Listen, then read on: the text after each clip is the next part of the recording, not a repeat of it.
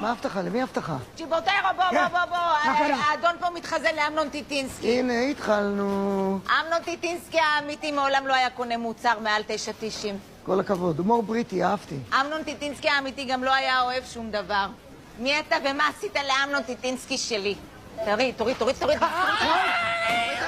תעזבי אותי, משוגעת! מה את עושה לי, משוגעת? די, נו, באמת! וואי, מי הדביק לך את זה כל כך טוב? אני לא משלם על זה, יש לי גיפט קארד. אז אתה כן אמנון טיטינסקי האמיתי, נרגעתי. כבר קיוויתי שקרה לך משהו. תביא, אני אעביר לך.